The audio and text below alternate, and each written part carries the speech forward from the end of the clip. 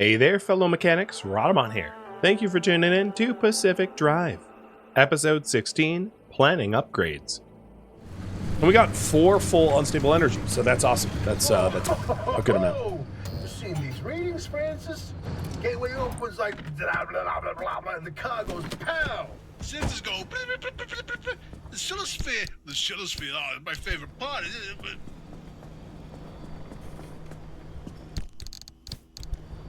Oh, Tobias.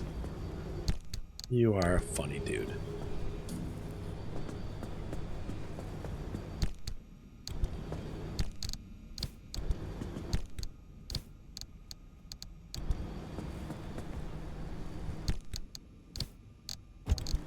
Make sure not to stick your dumpster pearls in storage containers, because they're worthless in storage containers, and instead shred them.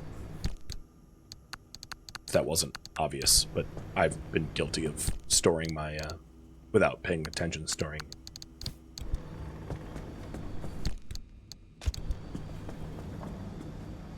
Oh, right, I don't have a fax machine. I was like, oh, let me put this away. Accidental spoiler there, that I walked up to where a fax machine would have been.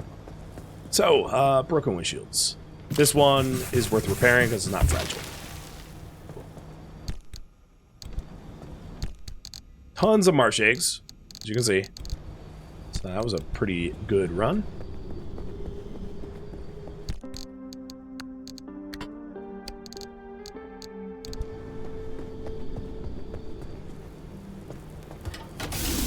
I did think I had a bunch of quirks. Oh, I don't. I don't? Are you sure, game? Okay, so this steel door is fragile and needs to get retired. The lightning rod, if I recall, also fragile, needs to be retired. I like to not go to the dumpster until I've replaced all the missing parts on the car. Because the dumpster, if I went to them right now, is just going to give me like a crummy door. Plus other things, but like I don't want to waste it on a door. I do, however, want a pirate ship hood ornament. Oh yeah.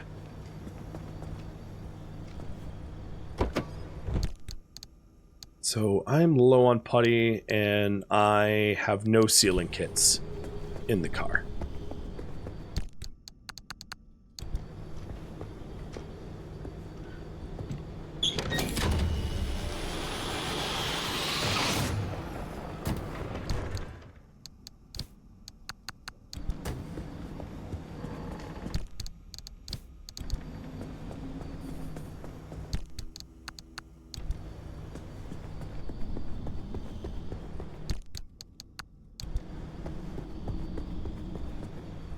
I need to replace a door and a lightning rod. I guess before I do that, let's go ahead and get the advanced workbench we've been working towards. So we're spending 3 of our 6.6 unstable energy on this bad boy, which opens up a huge amount of crafting options.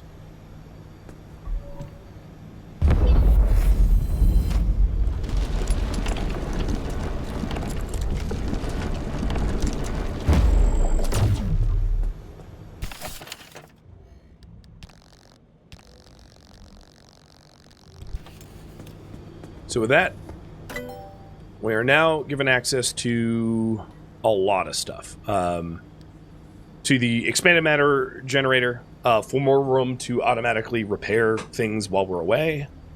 Well, that requires corrupted energy. If I had more thermostat crystals, which I don't, a way to reshuffle the conditions of a zone, which is pretty cool. So if there's like a junction on your route that is like horrifyingly difficult, you can reshuffle it. What else? So, question for you guys. Of what I should buy with my unstable energy remaining. What should I buy? Roof rack, storage, larger trunk, storage, I could also work towards nitro boost. Armor, panels, doors, bumpers. I'm trying to think of another reasonable. Or the thermal vacuum. So, vote on what you think is most important. And, yeah. And that's what I'll prioritize.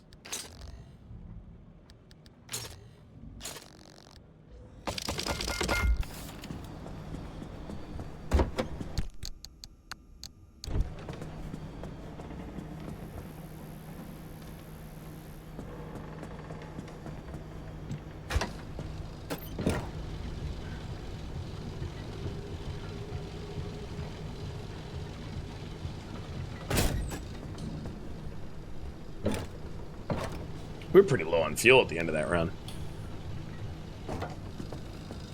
The new engine has much worse miles per gallon.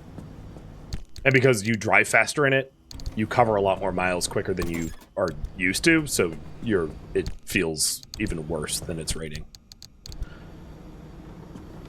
For reference, the carbureted is 18 miles per gallon, and the Turbolight is 14.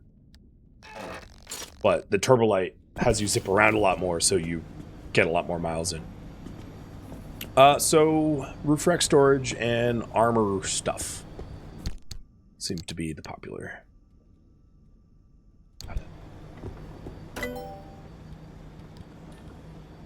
So, XL roof storage. This only costs 0.8 for the blueprint of the remaining unstable energy.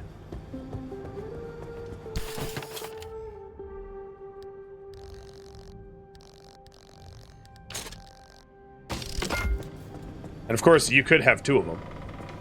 I wouldn't. It's a lot of room. So, it is all those slots. Alright, now that we have that unlocked, what else should I buy? And with those unlocked, these side storages are not really all that necessary anymore. So I can keep them, or I could shred them. For now, I'm just going to keep them because I don't like need to get rid of them necessarily. It might be nice to have just in case. So I'll put them in my my gear regenerator. Let's swap out the worst for wear tire, which would be this one.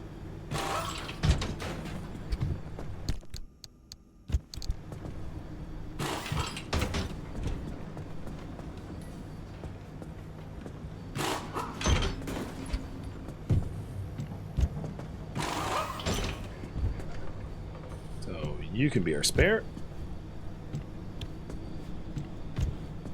And you can regenerate.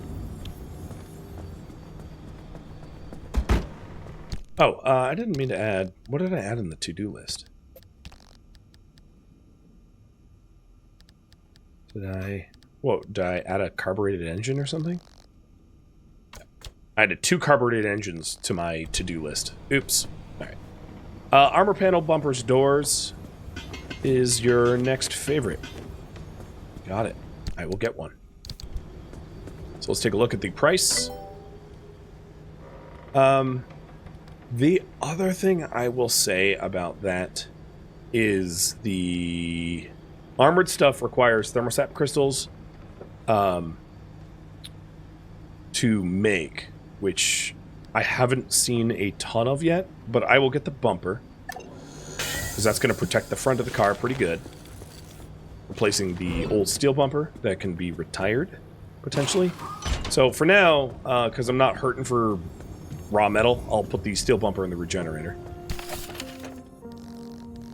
And the armored bumper, I have enough thermostat crystals for a single bumper. So I will pull the same pull again. What to buy? If you want me to buy more of the armored blueprints, I can, but I won't be able to make them. I don't have the thermostat crystals for it. But this armored bumper has much higher impact ratings, which will then lend benefits to all of the adjacent parts. Oh, this armored panel is dead. Bye-bye, armored panel.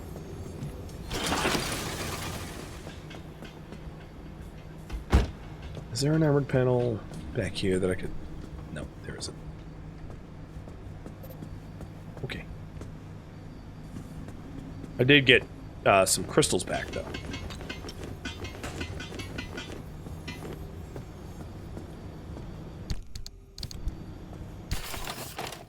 But I'm not going to make another bumper, because I love the limb pulse emitter.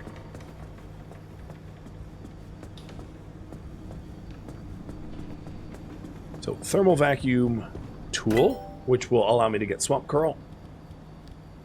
That seems prudent. And I'll have one more... I have a little bit more energy, so I'll see what I'm able to afford. But this requires 2 thermostat crystals, which I currently am not in possession of. So I could shred an armored piece to gain access to it, but that doesn't seem super reasonable to me. You know what? I'm actually going to do that. Bye-bye, armored door. These swamp corals, just that important, if you believe it. Alright, so that gives me my very first thermal vacuum. Which means that the old hand vacuums can be retired. Because the thermal vacuums are just the improved model, and I might as well have the materials for the old hand vacuums.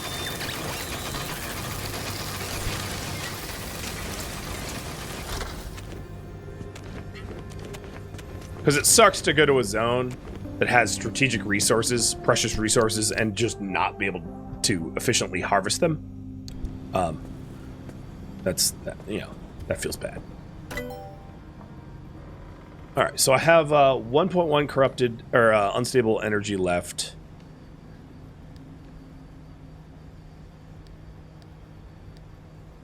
I'm looking for like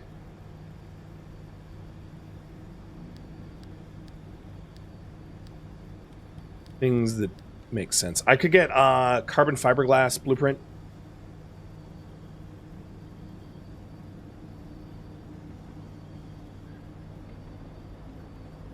So what to buy?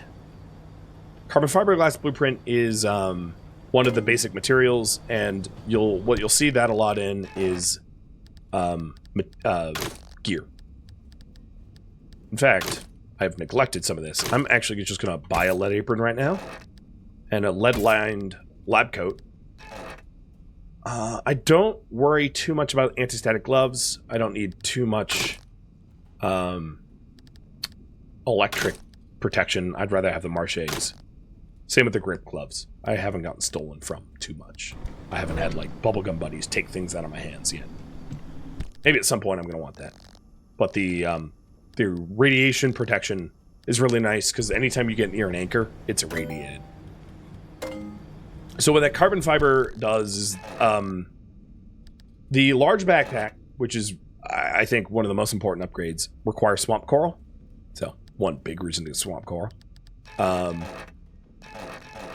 Stiff shirt for piercing resist, carbon fiber shirt, and balloon shirt all require carbon fiberglass. So that's one of the things that carbon fiberglass goes into.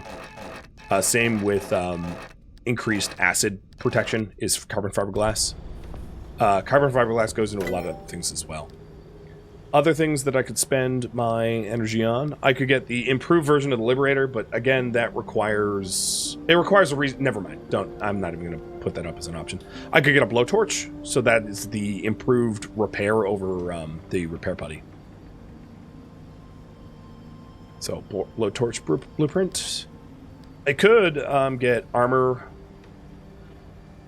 BPs as well, like armor panel, armor door. That's not unreasonable. I could go for trunk in the trunk. Trunk space. And I could save up for the resource radar. Or ion shield. Both are phenomenal choices as well.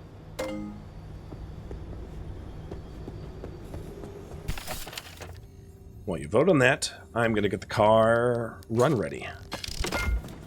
So put a placement lightning rod on it. And then other side slots that I have available to me. So I could do additional turbines. I could put the side storages back on, but I don't really need side storage with that roof rack, because that roof rack has a ton of space. So I'm going to do additional turbines. So that I really do not... I'm using up, you know, copper wires and the like, but I'm not going to really have power issues. This is more like in preparation for an additional roof rack for the resource radar. Because an additional roof rack here with resource radar would allow me to find strategic resources very, very well. In fact, what is the other roof rack blueprint? I think that's just stable energy. Yeah, I'm just going to get that. I got plenty of stable energy. So now, if I'm not mistaken, I have... Oh, I'm still actually missing a... No, I have a backseat rat. So now I have every single slot on the car unlocked. 2 roof, 4 sides, 2 backseat. I just don't have things necessarily installed in them.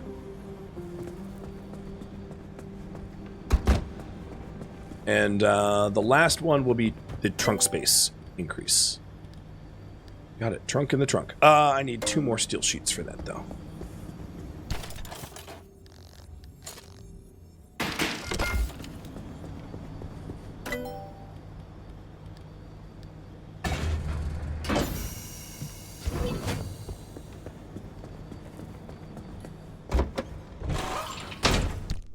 So here, it's a larger space that doesn't have all the sub-compartments, so it's easier to store a bunch of stuff in there. Run to go on. More story or more resource farming, side missions, up to you. But that was a good run.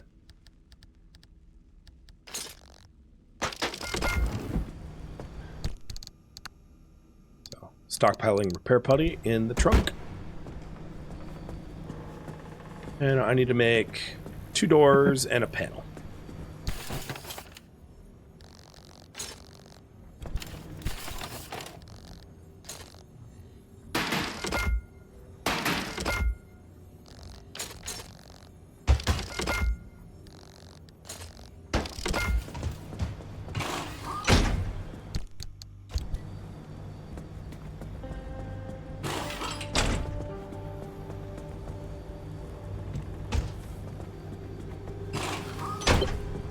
I'll also, because I have additional flame blueprints, reflame this up.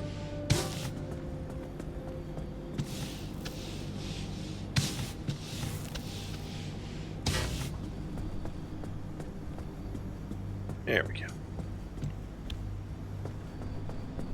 Finally, the dumpster. Oh, a tree candy. That's a new strategic resource that I hadn't actually interacted with, but then the dumpster was like, here you go. So that's another thermal vacuum strategic resource.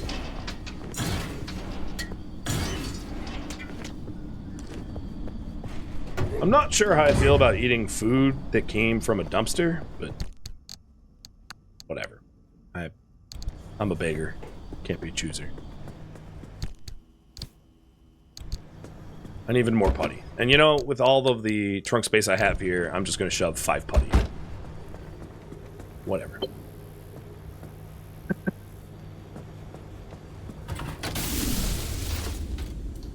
Game, are you sure I don't have quirks? I'm kind of surprised I'm quirkless.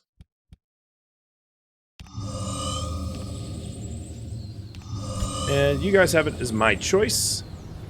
I think some of the coolest things for me to do is to get strategic resources.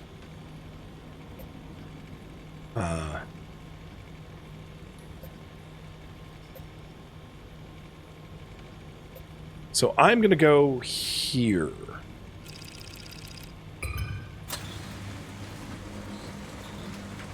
Do a resource.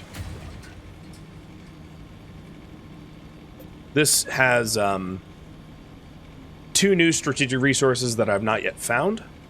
It is very acidy here. And also has decent anchor energy. And I could get there via C3, going E5, E2, C3, and up. I think that might take a bit longer than I'd want. The other thing is, for me to unlock the highway route for C3, I could go here to E6, which leads there, which then lets me jump to C3. But because this zone right here is so gentle and full of good resources, I don't want to do that right now. So I'm going to go E5, E2, and then C2. And C2 is perpetual stability with unstable energy and good resources. But I have other scanning charges, so let's scan anyway.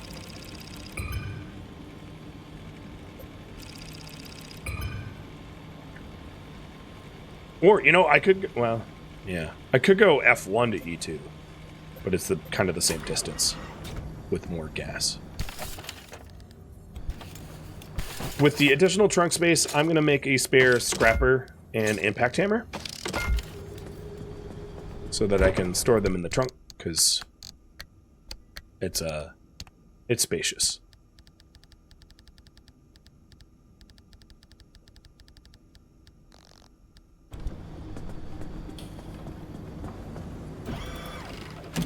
And then the route has anomalous clouds, worn battery sapping, and perpetual stability, so I don't need the anchor radar.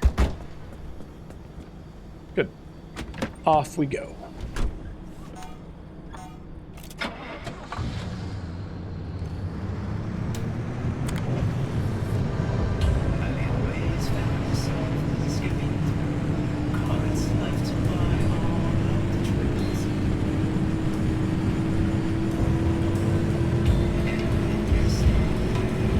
With all of the wind turbines that I've got, battery power is going to be handled.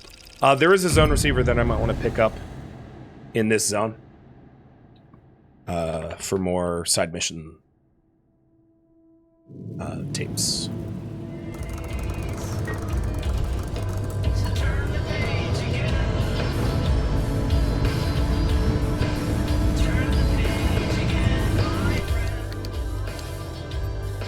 So this zone has abductors, honeypots, sizzling mist. So there will probably be a lot of sizzling mist everywhere, which is not like a super dangerous anomaly.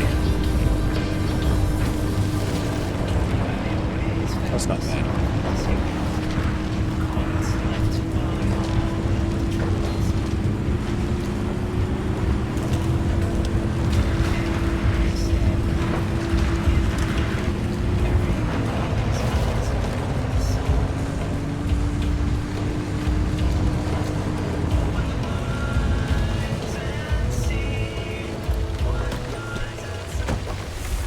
The map is more or less different every time, yeah. Its resources are randomized. Its loot is randomized.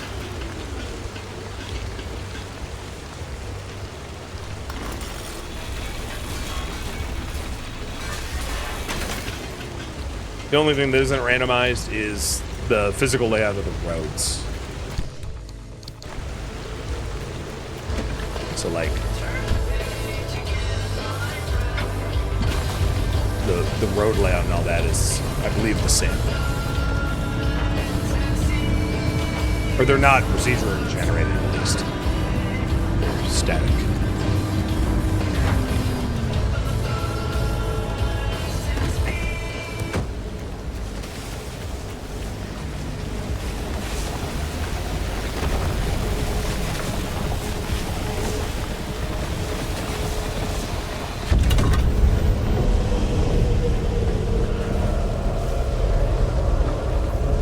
So there's other ways, as you've noticed, in the hints that you get for figuring out quirks. There's other ways to use energy. So even if you have all the blueprints unlocked that use stable energy, there's multiple uses for stable energy apart from blueprint unlocked. It's just primarily when you first get your unstable energy, you're going to do a lot of blueprinting with it. But that isn't the exclusive use. Sadly, that's about where the cold, hard facts end. Listeners, I tried. I really did. I started my investigation in the usual fashion, digging up every piece of public record I could get. The paperwork is maddeningly typical up until 1955. Census records, soil samples, weather reports, hand-drawn survey maps, the beginnings of satellite photos, all readily available for anyone with the patience to walk themselves into a county office. Those materials don't tell me much, and I quickly am forced to turn to more dubious sources. Before the downing of multiple passenger planes and the subsequent establishment of the no-fly zone in 1962, crude aerial photos are taken and circulated. This is where things get interesting. I find fuzzy shots of what appears to be entire mountains relocating overnight, buildings disappearing and reappearing at random, and lakes filled with water or light, depending on the time of day. The resolution is dubious, making them inkblot tests in their own right. They are the stuff of dreams among amateur investigators and conspiracy theorists alike. The most outlandish, improbable, and extremely unverifiable stories came from breachers, people rumored to have jumped, tunneled, hot air ballooned their way through the walls. If they're to be believed, there is much to be uncovered. But more on that later. LIM technology is not paraded around in the press for long. As the government withdraws acknowledgement that it ever existed, the public's interest similarly begins to wane. Last verifiable activity is an exodus of ARTA employees from the zone, beginning in 1981 and followed swiftly by a full decommissioning of the zone in 1987. After which, those 3,600 square miles are sealed away and left behind with no explanation. A tomb, minutes away from the populous, perfectly normal city of Seattle. Decades of history and secrets locked inside. And that is where I'm left to fill in the enormous, ill-defined gaps.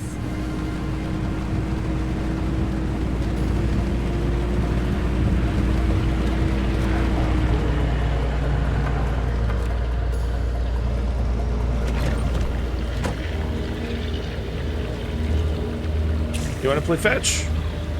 Here. Oh, wow, he caught it. Then paraded it around as a trophy. Oh, okay. Little going. They see me bouncing. So there is a storm coming in. What kind of storm is this?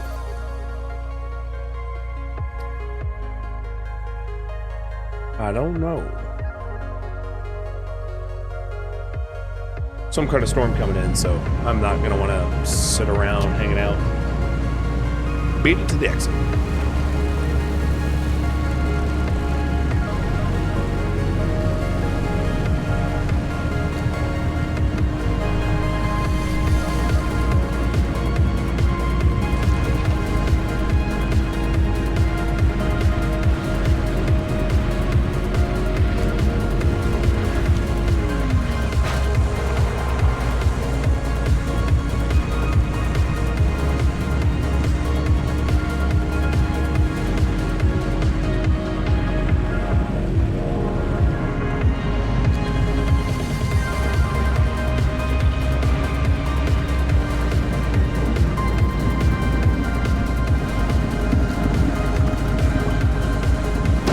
Nope. Gotta love Limiter. Just a complete block of abductors messing with me. The only time that backfires, if you're wondering, is if you have helpful hair attached, you know, like a happy hair or a hopped up hair. It will knock the hair off as well. But totally okay with that trait. Alright, we didn't really take any damage. Ooh, almost crashed right at the end. So, next zone. This. Battery sapping and warrens with very little stable energy. And it has ARDA investigators, so that's probably all I'm going to stop for. Unless the anchors are on the way. Because battery sapping...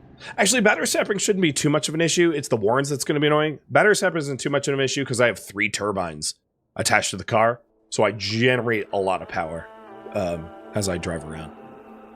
Thank you for tuning in to Pacific Drive, which streamed as a marathon one time only March 16th and March 17th. If you have any feedback or questions for me, let me know in the comments below, but please keep in mind that both no feedback can be incorporated because this was streamed as a marathon one time only, and also I ask for no spoilers so people reading the comments don't have the game spoiled for them.